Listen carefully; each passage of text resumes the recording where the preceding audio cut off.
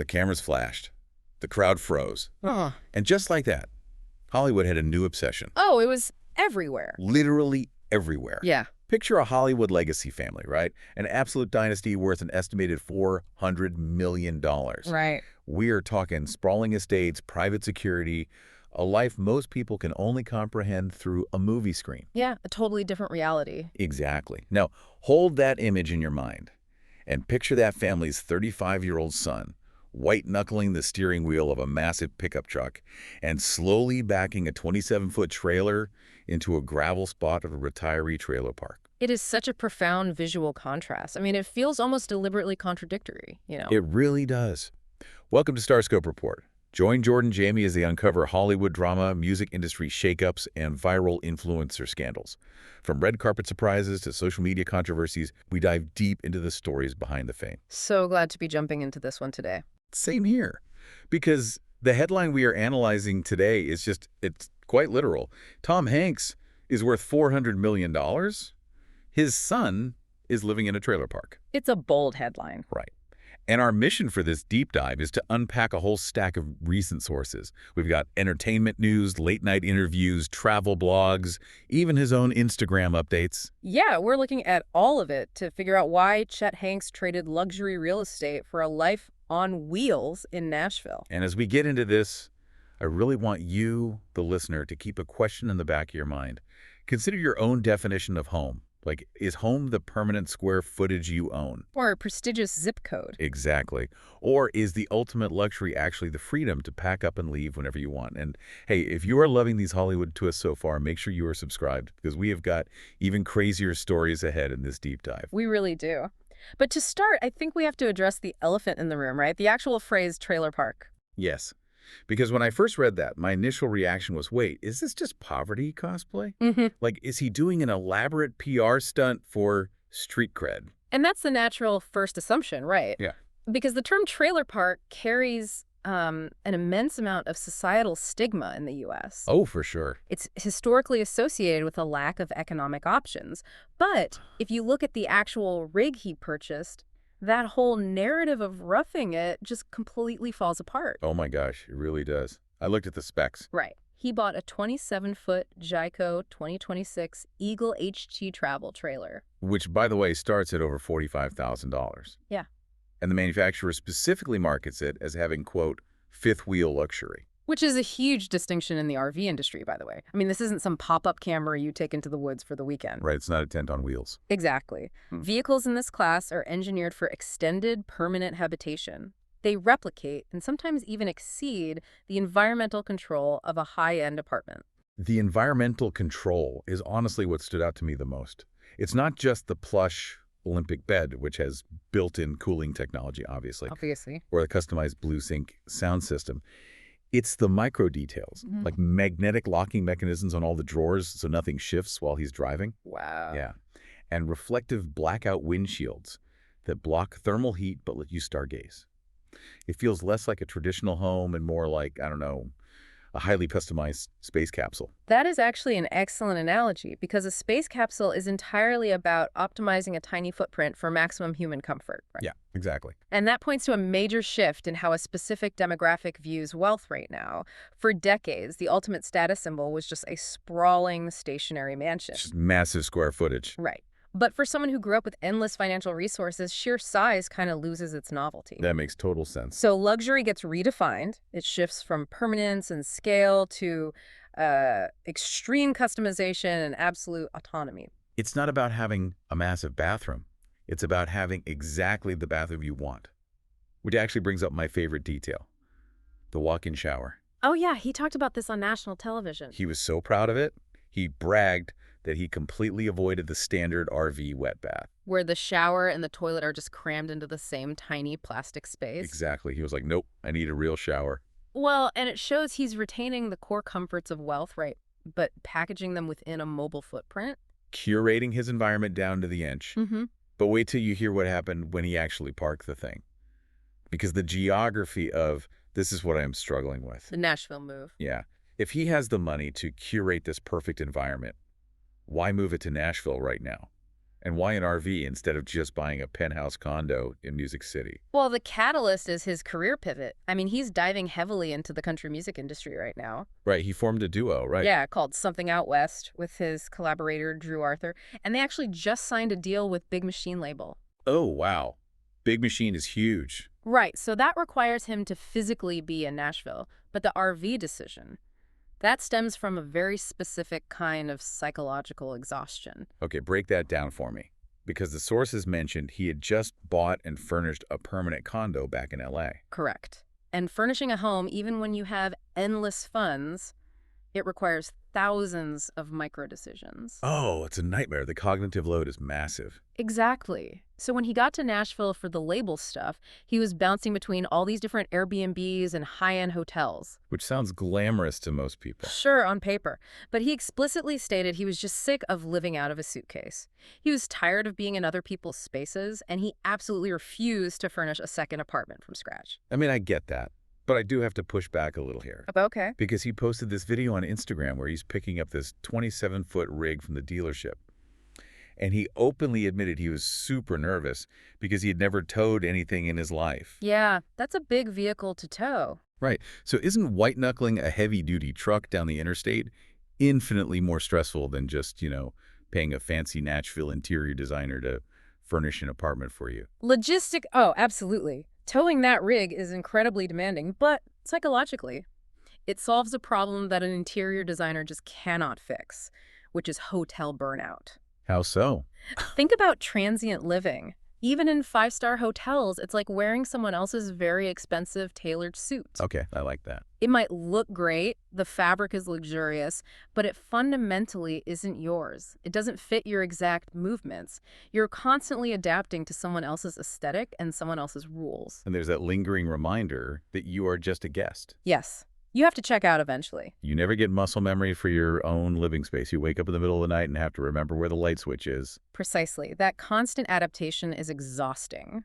So by taking on the physical burden of towing the RV, he is buying himself a psychological anchor. A permanent footprint in a temporary location. Exactly. The location outside the window changes, but the interior is constant. He sleeps in his own bed, uses his own walk-in shower. And completely eliminates the feeling of being a visitor. Okay, that perfectly explains why he wanted the rig, but it does not explain where he actually parked it. Right, the trailer park itself. Because according to his late-night interviews, he pulled this luxury rig into a retiree trailer park. He is the youngest resident by like 30 to 40 years. Surrounded by retirees. Yeah. And he's been super vocal about pushing back on the stereotypes, calling his neighbors great people and saying it's just incredibly peaceful. Well, his daily routine sounds surprisingly mundane for a 35-year-old musician. Literally. He has a fire pit outside, and he admitted he spends most of his time just laying in his cooling Olympic bed watching Netflix. Which sounds pretty great, honestly. It does. But here's where our source material completely fractured, and we really need to untangle this. Yeah, the travel blog rumor. Yes. While the primary interviews confirmed, he moved into this quiet retiree park, one of our deep dive sources, this prominent travel blog called Lazy Road Trips. They published this widely circulated article claiming something entirely different. Very different. They claimed Chet Hanks didn't just move to an RV park. They reported that he opened a massive, multi-acre luxury RV resort right in the heart of Nashville. Complete with full hookup sites, a swimming pool, a fitness center, and dedicated dog parks. Exactly. They painted him as this new real estate mogul of the RV world. So how does a guy who's just watching Netflix next to retirees suddenly become a luxury resort developer in the media? Like, is there any truth to this? Based on all the sources, it appears to be a profound misinterpretation. It's honestly a perfect example of how the modern media echo chamber works. Like a game of telephone. Exactly, but played by algorithms. A celebrity makes a highly visible, unorthodox lifestyle choice moving into an RV.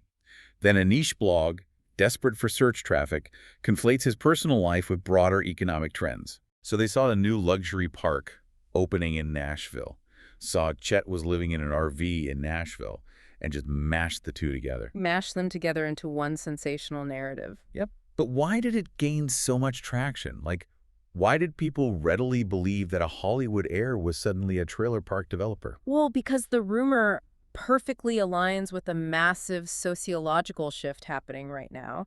That Lazy Road Trips blog even though they were wrong about Chet's personal business, they highlighted real data about the national surge in RV living. Right, because it's not just retirees anymore. Not at all. The demographic has completely fractured. You have young professionals working remotely. You have families who are totally priced out of the traditional housing market because of skyrocketing interest rates. Oh, the housing market is brutal right now. It really is. And you have digital nomads looking for community without a 30-year mortgage. This younger, employed demographic is completely changing the infrastructure of RV parks. They want high-speed fiber internet. Fiber internet, co-working spaces, high-end amenities. So when the media said a wealthy celebrity was building a luxury RV park, the public just accepted it because it mirrored the real gentrification happening in the RV space nationwide. It felt true because it matched the cultural zeitgeist. People want luxury RV parks, so they assumed someone with capital was finally building one. Exactly. That makes so much sense. And honestly, considering what else was happening in his life around this time, a quiet, hyper-controlled environment away from the media was probably exactly what he needed. Oh, you were talking about the bureaucratic nightmare in South America. Yes, the Colombian detour. And listeners, this is not even the wildest part. Wait till you hear about this bizarre international passport trap that literally forced him into this lifestyle. It is such a crazy story. It's wild. So before settling in Nashville, Chet took a trip to Puerto Rico. And from there, he decided to travel to Medellin, Colombia. Right. But his U.S. passport was on the verge of expiring. Now, because his mother, Rita Wilson, has Greek ancestry, Chet is actually a dual citizen. Which is pretty cool. Yeah. So he decides to navigate this international travel using his Greek passport. Which, to be clear, is a perfectly legal mechanism for border crossings. But it introduces a massive variable of risk if local authorities or airline systems flag a discrepancy. And flag it they did. He ended up caught in this massive bureaucratic snare. Some technicality regarding the Greek passport prevented him from boarding a flight back into the United States. He was effectively stranded. Literally stranded in Colombia. He was posting updates from a hotel room, entirely at the mercy of international red tape. I mean, the psychological impact of that has to be severe. Oh, completely. You go from being a person who can essentially buy their way out of any problem to being completely paralyzed by a piece of paper. It strips away all illusion of control. And if you look at the sequence of events, that feeling of total powerlessness is the critical context for his subsequent lifestyle choices. Wait, so you think being trapped in Colombia directly fueled the desire for the RV? I think it amplified the psychological need for it, yeah. When you experience a profound loss of autonomy, like when a government bureaucracy tells you that you literally cannot move, your natural response is to seek out an environment where your control is absolute. Oh, wow. Right. The Jayco trailer is the direct antithesis of that Colombian hotel room. In the RV, he dictates the temperature, the location, the aesthetic, the rules. It is a fortress of autonomy. A safe harbor where nobody can tell him he doesn't have the right paperwork. Exactly. And that safe harbor really seems to be paying off professionally.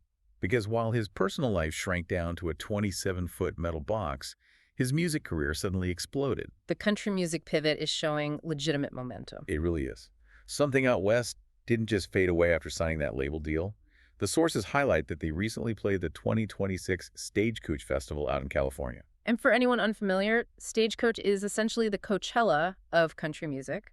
It is a premier, highly visible platform. It's massive. You don't land that gig without serious industry backing. No, you really don't. And what's interesting is they performed a track called Leaving Hollywood, which feels incredibly deliberate given his living situation. Very on the nose. Right. They also performed a song called You Better Run. And the music video for that song leans heavily into his family's legacy. It's directly inspired by Forrest Gump. Oh, wow. Yeah. And to top it all off, social media was just flooded with videos of his father, Tom Hanks, standing in the Stagecoach crowd, cheering and bopping along to the music. It is such a fascinating juxtaposition. It really is. I'm looking at this whole picture, right? He uses a Greek passport to cross borders. He uses his father's iconic movie for a music video. His world-famous parents are visibly supporting him at massive festivals. He's clearly benefiting from that cultural capital. Exactly. He embraces his family's immense financial and cultural capital. But then he physically retreats to a trailer park full of retirees hundreds of miles away from Los Angeles. So I have to ask, is this RV lifestyle essentially just a manufactured moat?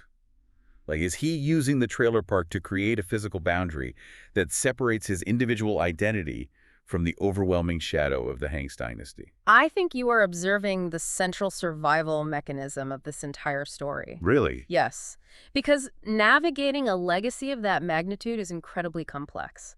The gravity of a $400 million Hollywood dynasty threatens to just pull everything into its orbit. It would swallow you whole. Exactly. But if we look at the timeline objectively, Chet is not rejecting his family. He isn't cutting ties or hiding his heritage. As you just noted, he is actively utilizing that cultural cachet on stage. Right, he leans into it when it serves the art. But to survive that level of public visibility without losing your individual identity, you have to engineer a boundary. And the RV park is a masterclass in boundary setting. How so? Well, geographically, Nashville removes him from the daily paparazzi ecosystem of Los Angeles, and socially, surrounding himself with retirees removes him from the status-obsessed climbing of the entertainment industry.